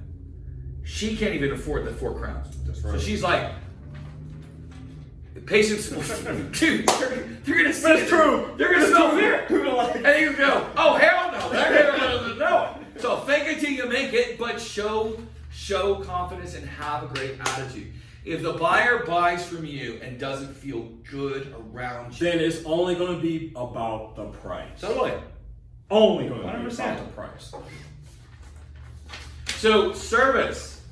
Why I love service. Because you have to be a master in sales. Okay. Okay. No, well, let's just break that down. Okay. Sure. To be a master at sales. So we're just talking about the talk of service. Okay. People ask us, because we teach sales, is how do you be the best salesman? How do you be a badass? All right. That's why we teach you here. So if you don't want to be a badass, don't even come here. Don't waste your time. You want to be a badass surgeon, you want to rock implants, you want to rock restorative, I'm going to kick your butt so hard to make your head spin. If you want to learn business and sales, I will teach you how to get there, and it's not manipulation. The foundation of our sales course, Power Unleashed, is one thing. You have to master servitude. That's right. How to be a servant, how to serve somebody. You know? I mean, is that down? Is that good Christian? Being a servant leader is overwhelm your clients with service. That's right. And information. Give it to them. Talk with them as human beings. And that will always steer you right. Okay? So always remember that. The biggest salespeople are masters at serving people. That's right. Communication. Oh, well, communication and the words that you use are all power. Okay? Words like, super. Whatever you want, man. Whatever you want. I mean, you know what? You're absolutely right. Excellent. You got this. Totally can do. That's right. No. Don't make me like you. That's right. Get it. That's right. Sounds good, man. That's right. The price is high. Absolutely, That's right. buddy. That's right. No problem. No problem. We'll work on that. That's okay? right. Because anybody will tell you that words have power. Oh, completely. When you say watch, watch? Or small. It's just a little caveat. If you say small, I mean that's a great example. If you say small to a patient, that means I ain't doing it. You basically just gave that patient 5 more months. At least. If you say watch, that actually makes you look not confident. I'm That's telling you true. from a buyer's perspective. That's you can true. say, well, I don't really know. If you don't really know, who's the doctor? That's If you're going to sell reconstruction, you better know your shit, and you better know that you can do better, and you better feel that passion and know that passion to be able to do a better job. You see what I'm saying? Because patients will read that attitude, they'll read the service, they'll read the sales, they'll read everything about you, and you gotta own it. Not, You just got just a tiny bit of bone loss. Oh, man. Maybe. this is what you got. Yeah. Let's do it. Boom, boom. And there's techniques that we can show you that will actually improve your communication. That's so right. when we say communication, we're talking sales. Yes. There's a lot of We're communication. not talking manipulation at all. We're simply talking a way of giving the buyer the information they want. And we're going to prove it to you. Oh. We have a video coming up. It's Yes. about 10 minutes. It's Yes. a real patient from 2 days ago that we actually sat her down afterwards and said, listen, we teach a sales class and we want an unbiased opinion. So we didn't prep her. That's right. We just talked to her and right. watched the video, and you're going to like that stuff. That's right. So staying positive. Yes. What you want to do during all this, and this is actually very important this time, is you want to control the environment of your mind. Because really, honestly, what goes in is also what comes on out. Absolutely. All right, whether it's your mind, if you eat bad food, what do you think is the result going to be? Yeah, I don't watch half the crap now. Yeah. I don't want it in my head. I don't really want to know the negativity. I don't care. I mean, I hate to say that. I care about what the world's going on. Of course, I do too. I do too. But I don't care. I don't want it in my head. I want to know where I'm going. I'm controlling my destiny. I'm not going to make excuses. I'm not going to blame others. I'm going to do what I got to do, and I'm going to do it now. That's right. All right, and we're going to go on. And these are traits of a great attitude. That's okay? Right. And why we're concentrating on this is because we feel that focusing and changing your life is really, really important. And it starts with these seem basic, but great attitude. Mm-hmm. It's kind of like smile. So, and I put that down because it's all smile. Mm-hmm. All right, well, let's just relate it a little bit. Do you like babies? No, before I was married, I was like, no. But when a baby smiles, it just melts your heart. Okay, that's a great example. The other big trait of a great attitude is you guys see a difference between rich people versus poor people. Yeah. I mean, huge. There's a big one because I say what, rich people see problems, opportunities. I mean, we think some of these big companies have done since now restaurants were shut down, these local delivery services. They're like, really? You can't go indoors? Oh, that's where time and there's rich people see problems as opportunities. Poor people don't want to ever have issues. Okay? Mm-hmm. We want to grab it and go see opportunities. Problems is an opportunity which equals money. Mm-hmm. Okay? And I'm breaking it down for you because that is the truth. All right? I mean, it's kind of like we had, and this was genius. I was like, you gotta be kidding me. I should have done this shit. in our private community, gated community in North Scottsdale. I came home and I saw this little ice truck that was going through. And my kids were out there, and it was, social distancing. So the ice company contacted our development, and basically I drove in, I'm looking down the street, and I see all these kids right in front of their home. And I looked at my wife, I'm like, well, that's freaking cool. How much did you spend?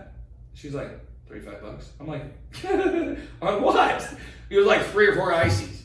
Man, that guy's cleaning it up. Oh my and goodness, actually, I miss those trucks. I stopped the guy and I wanted to know the owner because I was really interested. So I called the old guy and he's like, yeah, I just started this. He owns 2 restaurants down in South Scottsdale. He grabbed 40 trucks, employed people, and he contacted whole social distancing. The girls had the masks and all that kind of stuff. He created an opportunity, and I was like, dang, that would have been awesome. great. Yeah. Right? Yeah. So talk positive. Boredom creates problems. Okay?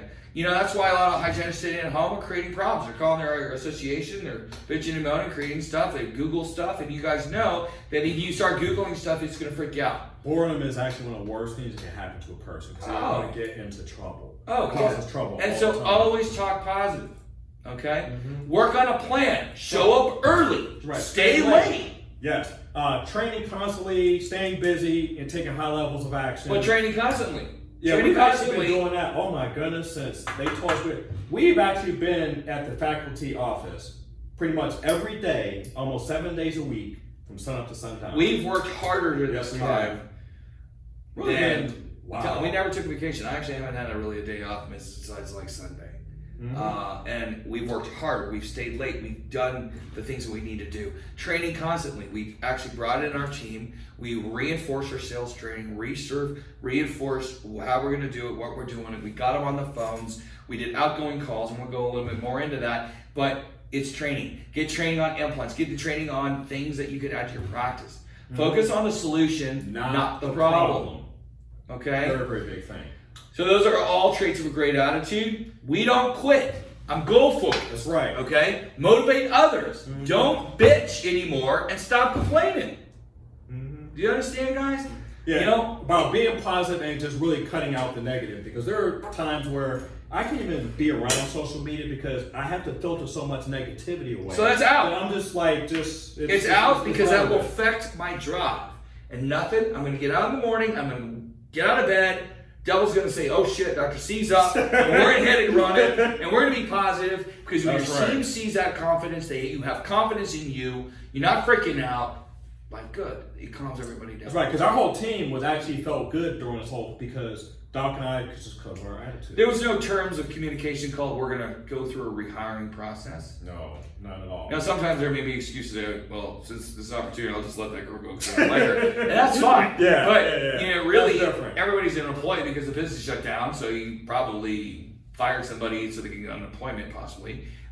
So what I'm hoping is when things reopen, things get back to normal, and we're going to show you in a few minutes that it did. That's right. But when you're perceived as being positive, other people see this. They pick up on this. 100%. You use energy, enthusiasm, and everything. I mean, my whole thing is, if I'm gonna do something, I'm gonna do it right. You're all That's in. right.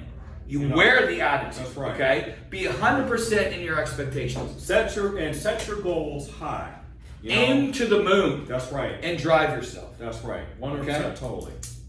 I know it seems simple, but I really want you guys to really think about that. Confront your fears. You guys are about to go and open your practice. You're probably all going, oh my God, I'm scared. I'm completely like a chick or whatever.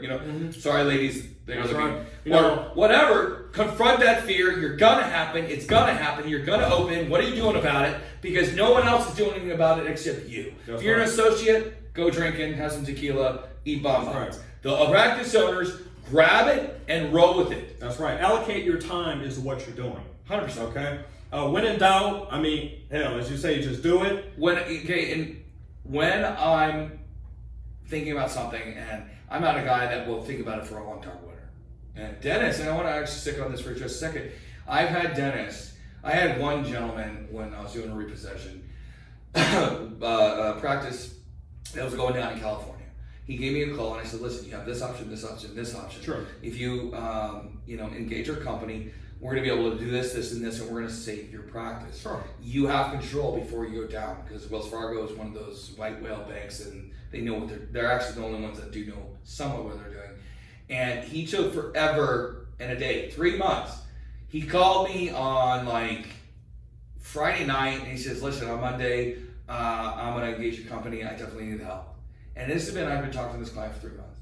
Monday he calls me up because, dude, I think it's too late. I'm like, what happened? He walked to his practice, doors were changed, the locks were changed. Coming from behind him was his associate who had keys, opened the doors, looked at this doctor and says, I own the practice now, I bought it through the bank. Ooh, You're nice. done.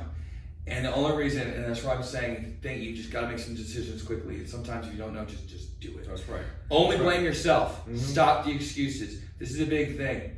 You know, when a problem happens, there's people that sit on the wayside and then just kind of watch. Don't do that now. Mhm. Please don't do that. That's right. Don't blame anybody else. Don't blame this or that. But don't sit on the sideline. That's Take right. proactive measures, make big moves. That's right. Act hungry. Your Mhm. practice is about to open up. We're going to show you what we did, how we did it, and things will come back to you. But we're willing to do anything to close the deal and achieve success.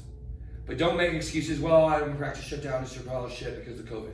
Mhm. And I mean, trust me, I hear every excuse in the repossessor business Mhm. that I see. I have one lady in Seattle that I'm working on right now. She had a tiny little practice, $500,000 practice, downtown Seattle. She made one mistake. The periodontist next door went out of business, so she took over that space. She jumped her space from $5,000 a month to $10,000 a month. Ooh. And within 30 days, she couldn't pay that bill, and she hasn't paid her rent in 11 months. Mhm. And her biggest mistake was she didn't understand, and this is why I love Mark Costas too, and he's a good business coach too, is to do that, to justify that rent, expensive 10 grand, she had to do $2 million. She should have never taken on that space. Mhm. And so, you know, she's just not seeing it. And I'm like, and after talking to her, she's like, oh my God. So we're gonna try to save that practice. But, you know, make smart decisions. That's right. So what we talk about here as far as a plan of attack is number one, act like a scratch practice. Now, what do you do when you act like a scratch practice? I've done 4 in my career. If you're opening days a month, you better build your team. You better get your marketing now. The marketing is going to take effect a week before you open, maybe, or even pre-market Mhm. now, and start accepting appointments. You get your insurances signed up. You get your team ready, and you start accepting phone calls. So the phone calls start coming in. You start loading your schedule right now, That's right. right? And so the day you're open, you got something to do with. Right. So that's part of solidifying your base. Well, that's Okay. well right now. See, a scratch has no patience. Solidifying your base Right. is act like you're a scratch. So you guys have a patient base. Mhm. So what I'm saying is contact every single flipping patient one-on-one on the phone. That's what we did with our team. Totally One-on-one, did. every That's single what one. we did. Brought them all. Don't just make one phone call. Make multiples. Leave a message. Keep on rolling until you get your all the way through the list. Send them emails up the wazoo. Tell them about positive energy. We're reopening with confidence. That's right. You look at your pre-schedule before you shut down. Get all those patients right back on that schedule. Mhm. Make sure you solidify all those treatment plans right back on the schedule. That's right. Outgoing communication. But solidifying your base gives you your base, and that's easy to do.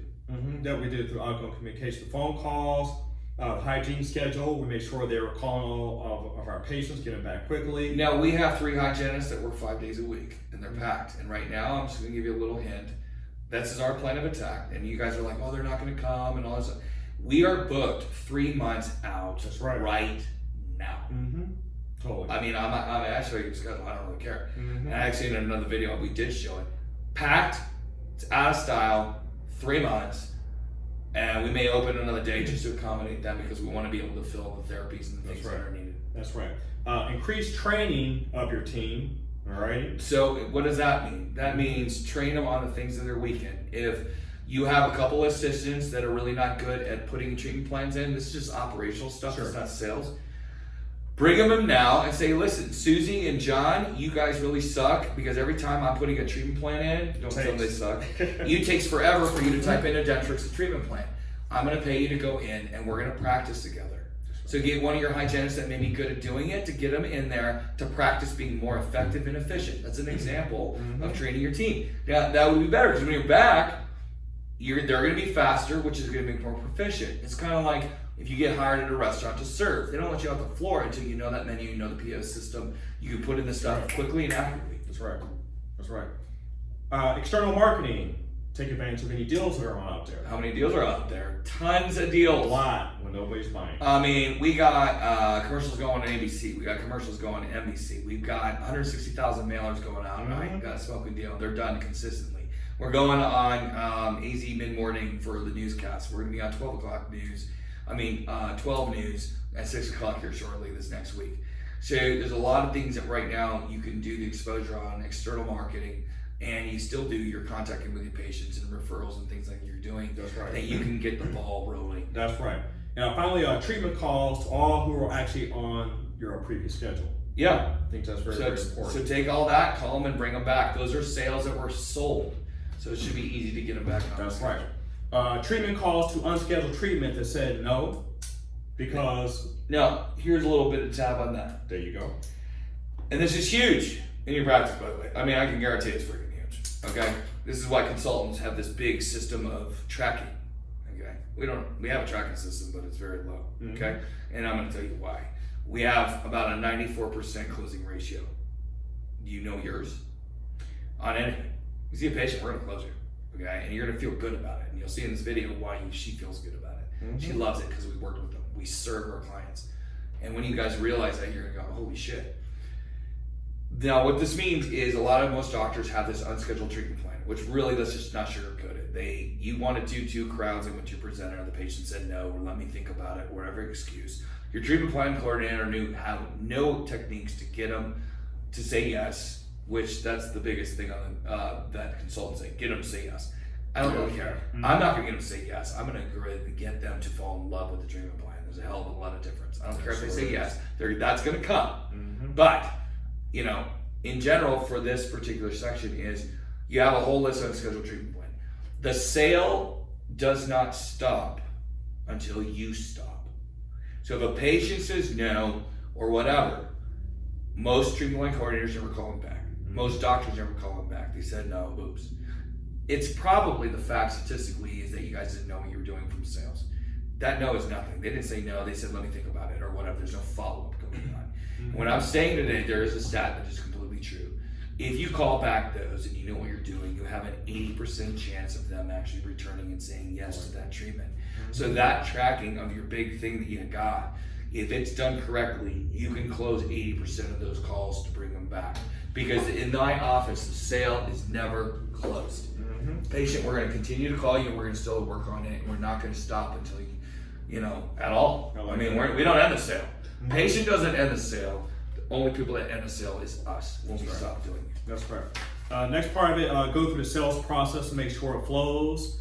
Phone training, of which when we have our SI Sales Power Unleashed, we actually have an awesome section, a wonderful section on phone training. And it's not written from a business perspective, it's written from a buyer's perspective. But you don't need scripts, you need training. You need to understand these concepts. So what you can do at home right now before you're unleashing is watch how your girls call. Just concentrate on something. Make sure that they connect with the people they're calling to. Make sure they're very open and provide information. That's a hint. That's right. Adding treatments that the area needs, like implants, of which I have actually said earlier, after a 4-day course. No, let's add that up, Doc. Add treatments that are in need for your area. Okay.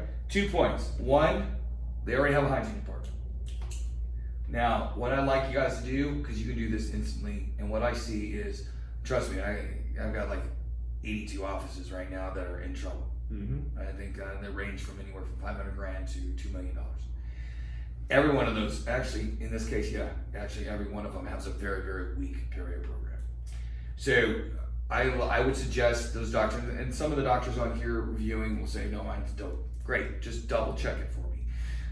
Most practices have prophy palaces. Everything's a prophy. Got a 65-year-old patient that has moderate bone loss and they're on a prophy. Wrong. They have perio maintenance palaces. So they did the correct diagnosis. They got a patient for cause of therapy. They're on perio. And what I see is when I go to the offices, you have a 50-year-old patient that is now 65 and they've been on perio maintenance for 15 years. Yeah, but they were never taken off. That's impossible. Yeah. Okay? Also double check your perio diagnosis. Perio diagnosis is not based on pockets. Perio diagnosis is not based on bleeding. Okay? Look at attachment loss and look at bone loss. So double check how you're diagnosing, and you may have to realize that, holy crap, we can instantly work on that. Adding implants to your practice. It's not going to take you 2 years to learn it. It'll take you 3 days. Instantly come to the practice. We'll train you. You go home. Dr. Brown will kick your butt. And Sure you're will. home and rock and roll. That's instant money. Something you can add to your practice that you may not you do easily is start to graft. Grafting is ethical. It's a standard of care, but also going to increase your numbers. Empower your team. Big time. Yeah, I think that's really, really important because our team is so empowered that they've just been jumping at everything we've talked about because we've given them confidence. And empowerment believes I don't have to micromanage them. If they have a problem, they come in with me, hey, Dr. Chapman, I have a problem, but here's 3 ways that we could fix it. I chose to fix it this way. I'd already done. I'm like, great job. Yeah, solutions driven. Solutions driven. All right. Be confident and know where you're going and lead and make major moves. Do what you need to do. Time right now is to make major moves in action. Do not go, I'm opening my practice tomorrow and we're going to bring the team back today. Okay?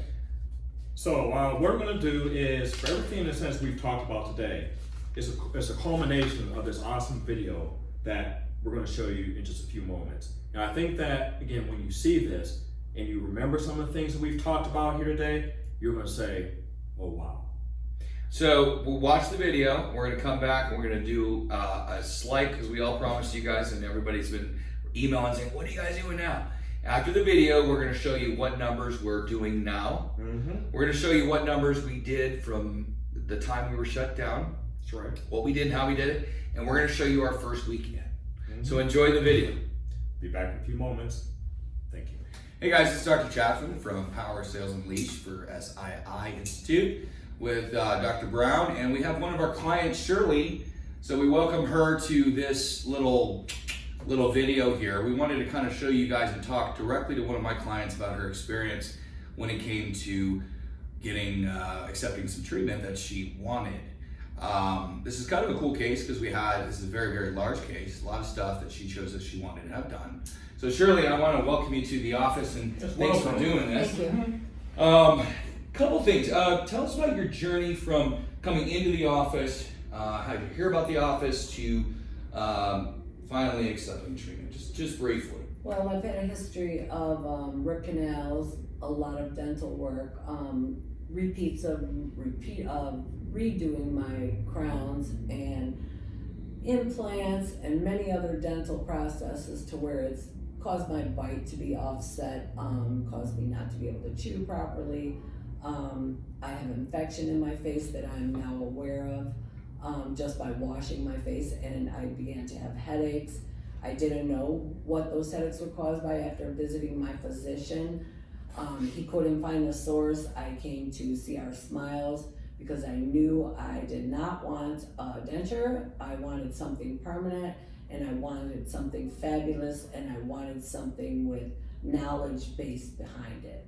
I didn't want to just be sat in a chair, had some implants put in my mouth, and scooted on my way, bye-bye now. I needed more in-depth information to make my decision for the price that I'm at. The price wasn't so much a factor. It became irrelevant after knowing what I'm getting behind the scenes. I don't know how else to explain that to you. It's a great explanation. So when you came into the office and then you met us for the first time, was our approaches the same as your normal typical dentist? No, I felt very relaxed in here. I felt like the time was allotted for me, not 6 other people waiting in the room. Let's load 4 chairs and I'll come visit you 15, you 15, and you 15 and keep me here. I felt like I was very individualized process. I had time allotted with each doctor, and you guys each brought your expertise and your knowledge to me to inform me and let me know at what stage of the game you will be involved, and that's very important to me. I don't want just to be handed off, and you guys are a team. You're not individuals, you work as a team, and that's complementary, and that's what works for me.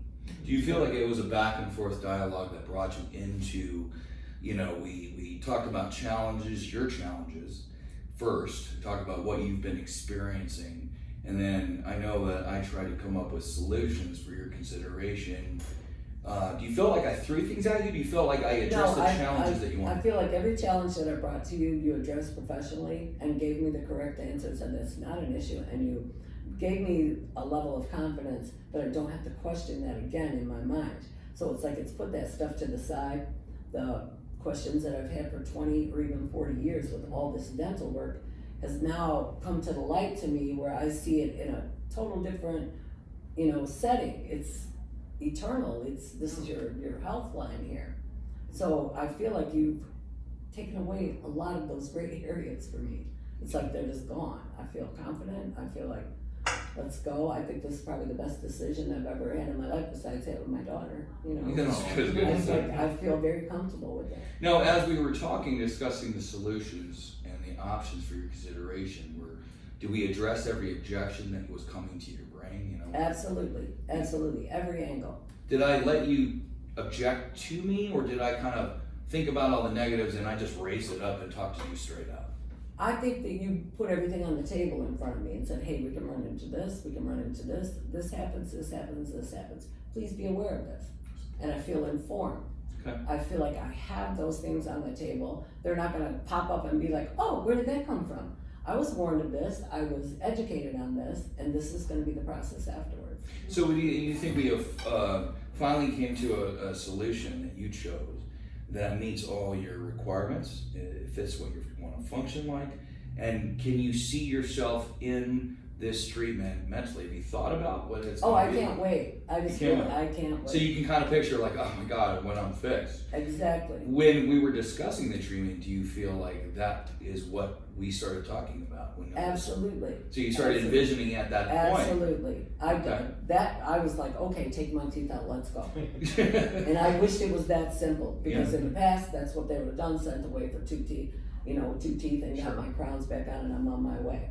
So when we started discussing financials and budgets, you felt very comfortable and open with me, because I know you and me talked about budgets. Absolutely. Was that an uncomfortable conversation that you and me had? I feel like it was okay. No, because there are many options. I didn't have just one option.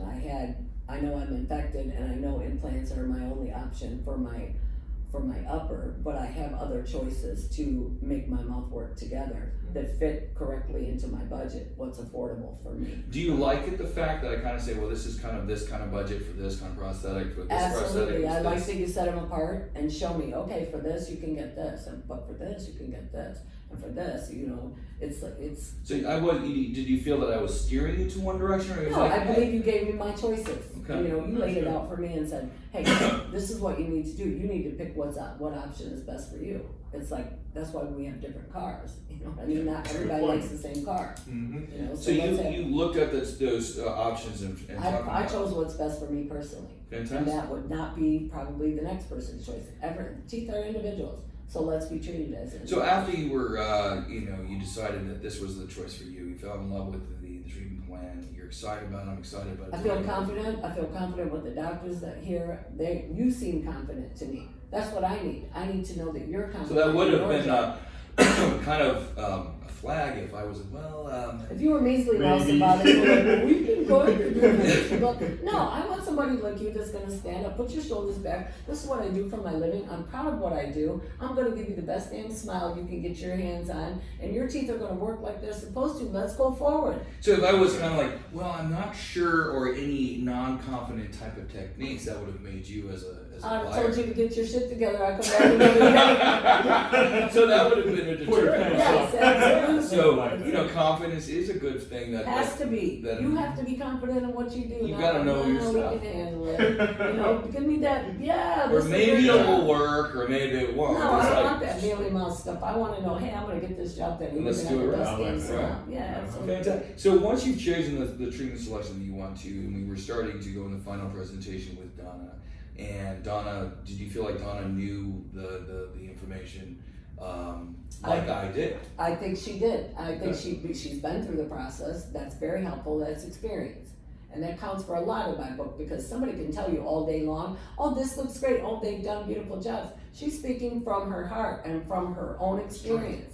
And so you find it helpful that the treatment plan coordinator was very educated when it comes to absolutely. And she knows the stages. She knows what I'm gonna be going through, so anything you guys can't answer, if you're with another patient, I can ask her and she's gonna be, oh no, it's gonna be this, it's gonna be this. Now, and it was a very interesting comment you said earlier that once you found that you fell in love with the treatment plan that you selected, we didn't convince you to do it. Oh, absolutely not. I'm of my own mind. Trust me, you find out. I have a very strong will, and I will get what I want. And this is what I want to tell all you guys, that you don't try to convince anybody. To master communication and the sales experience, you've got to be a master first at serving your client. And as you can see here from Shirley, this is not a cheap treatment plan. This is like a $50,000 case. And as you can see that as she got informed, and we addressed all the objections, we talked about budgets, that something in this treatment plan that a lot of you guys would say, I don't know if I have my patients, because you're thinking too much. You heard it from her that when she decided on the treatment plan that was right for her, suddenly money was not the issue. It's always an important thing to have a conversation. Absolutely. Would that be a correct statement? Absolutely. Kind of dissolved? Money is, everybody has a budget. Sure. And none of us are comfortable with spending that large amount of money.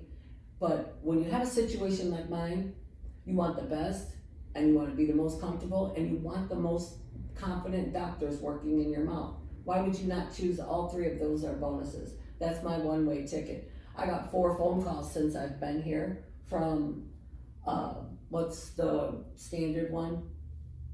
What's the other implant guys that's regular, I know you guys probably can't see. Clear Choice. Oh, okay. They keep blowing up my phone trying to get me in for a consultation. I said, no thank you, I've already made my decision to go with CR Smiles. I believe they have a better individual treatment plan. In our treatment plan that you chose, remember we talked about hybrids, and I told you Yes. the reason why not to, and their treatment plan obviously is hybrids and 4 implants, and your treatment plan is the... I would have got those passing out cards teeth. That's what I call it. It's like, okay, I'm gonna make you some teeth and they're all gonna look pretty inside, and that's what I have in my mouth. No, I do not want this. I want teeth that are most like my regular teeth that they've ever been. I want them to function normally like they were put there by God.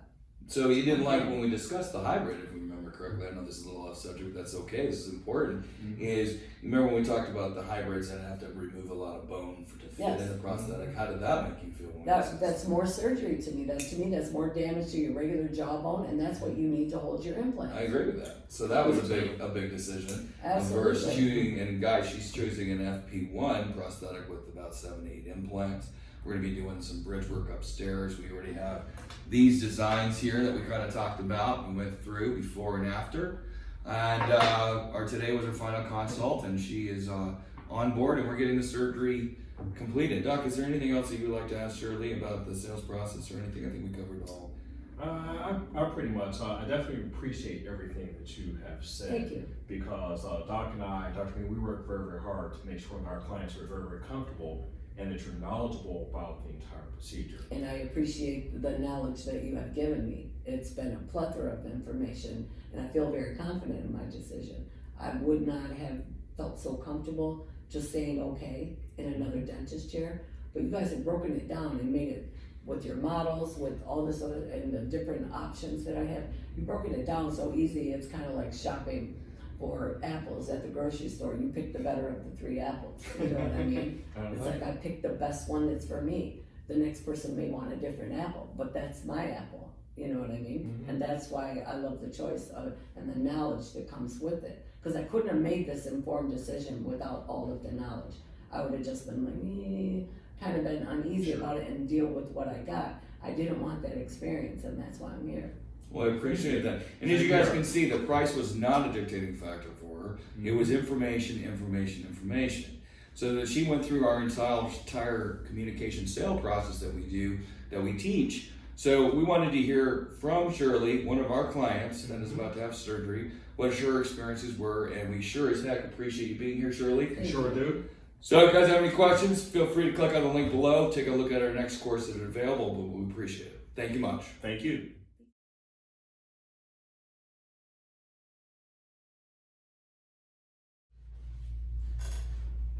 Guys, what'd you guys think about that video? Was that cool or what? You know, I had a lot of fun in making that video. It was. I mean, it was A couple days ago. yeah, you know, not only a couple days ago, but the fact that everything that we've been talking to you about, you know, again, we didn't have to coach her. She basically went off the fly. Okay, and that to me actually was also very touching, because we just let her speak, and she basically said everything that we've been talking about. Yeah, we didn't prep her for that video. We wanted to, Not at all. everything we teach, we do in this practice, and what we wanted to do is have a real patient that has gone through the sales experience and to just resell and talk and show what her experience was like. And you notice a couple points I like to make is that we didn't convince her to do anything. That's right. She loved the confidence, price diffused. And for some of the doubting doctors out there, they're like, oh, she's probably rich. No, guys, she's actually very, very middle class low. She had to go into financing, but you know, the first point thing that she, you can see is when a person has a connection, an emotional connection of what your solution for them, your treatment plan, or what we like to call a solution, is going to do for their lives, and they actually see that, and they understand they have a challenge. Money comes obsolete. They'll find a way. Closing is logical. Sales, opening, sales, and discovery is emotional. That's right. So as you can see in this video is give us a shot to come to the Institute. And if you guys are interested in learning sales, it's this kind of sales. And this That's is right. Bullsh case.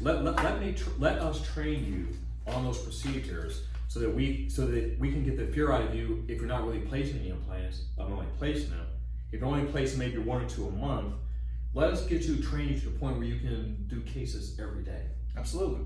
So what we promise you guys is our number. That's right, and a little drum roll here. All right, our numbers during and after our shutdown. So from March 18th to April 30th, we did $192,000 in collections. We were shut down. That's right, shut down. So everything we talked about in this previous lecture, what do? When something happens, you take a step back and breathe. Get everything added, have a positive attitude, you can get it, and you go give it. You see what you're allowed to do, ethically and honestly. That's right. You pivot your marketing, and you roll with it. Now, I watched a webinar this morning, and not from Dr., because he's not a doctor, I don't believe. It's Stephen Parker, Profitable Magazine. I usually like to watch some of his stuff. Very good, actually. That was a pretty decent webinar this morning. There was one comment that he made during the webinar, which I completely disagreed with, was there's no urgent care patients. Ooh. I showed you that. Yeah. A little slip of the tongue. Yeah. Otherwise, it was a pretty good webinar, quite frankly, because it's okay to do what? Give your opinion as you're dissecting to see if it applies to you. That's right. And I completely disagree. Now, one thing is relevant is during that time when we were shut down, we recognized as a $3 million office, we don't have enough patients in-house to keep our practice opening. Most people don't unless you're in urgent care. So we pivoted marketing and we marketed the hell out of urgent care. We're here for your needs. We just go on Facebook and boot. We're talking, we had mailers and we went to the emergency rooms. That's did right. Facebook. We actually sent our staff out, dropping out flyers and things to Every emergency room. all the local hospitals. All oral OFMS, local hospitals, urgent care medicine. We had TV commercials going to NBC. We did radio commercials. All of them are actually, quite frankly, pretty cost affordable. I mean, the cost wasn't crazy because no one was marketing. So we took advantage of that. And as you can see, I mean, that's still, we took a hit, but it ain't too bad from from the 18th to the April 30th. No, not at all. 192,000 collections. That's right. Produced about 196,000. Average that's about $32,000 a week. Now, when we first started, we saw a huge dip. We started marketing when we found what was going on, and as you saw, the numbers actually started to rise significantly. And we approached that part as we were in a scratch. That's right. And we liked that fact because we knew if we kept things humming, and we had a decent team here, not the full staff. The hygienists weren't obviously allowed in the facility, but we had a lot of our team members here, and we supported them through. We didn't care if we got paid. We just cared that the team and the love was gone. Okay. We did it, through pivoted marketing, of course, which we talked about, and we focused on what we could sell. Okay, so if we could do all the other procedures, we focused on urgent care, like emergency dentistry, extractions, bone grafts, implants. As you can see, learning those immediate implant placement procedures It's huge. okay, was huge. See, it's one thing if you do a fresh site placement, That's not the emergency. ADA said that's not an emergency. But somebody's broken that number 8, or they're in pain or swelling, that's an emergency, and we're seeing those type of patients. And all day long. we saw them from all over the state. We did. All over the place. And when we had patients say we called 7 offices and nobody would answer. And that's because of anybody, you know what was funny is I saw the poll at that paper I threw in there. Mm-hmm. One thing about registered was they did a poll of how many doctors were open and doing emergencies, and it was like 72%. That's bullshit. Yeah.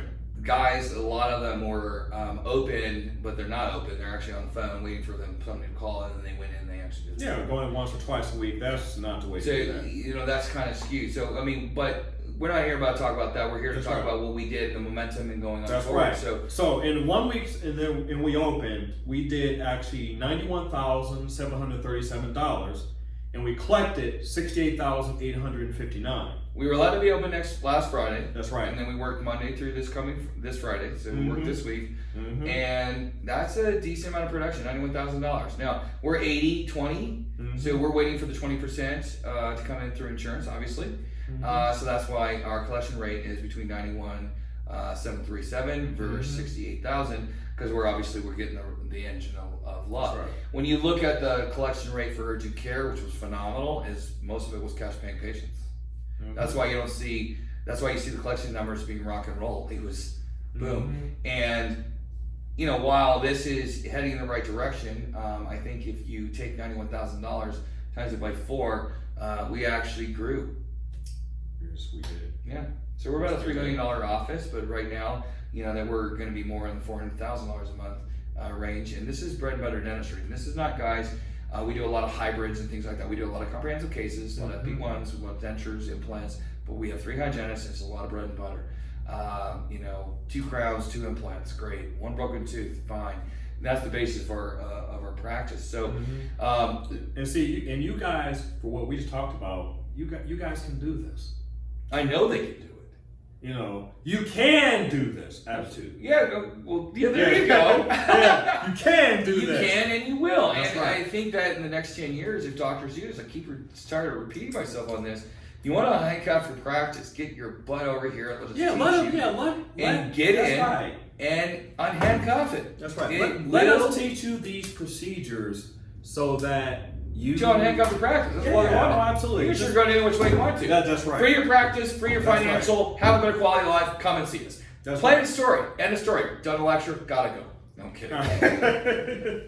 Right. So, any conclusions, Doc? Basically, just as we said, you know, we want to see you at the SI Institute.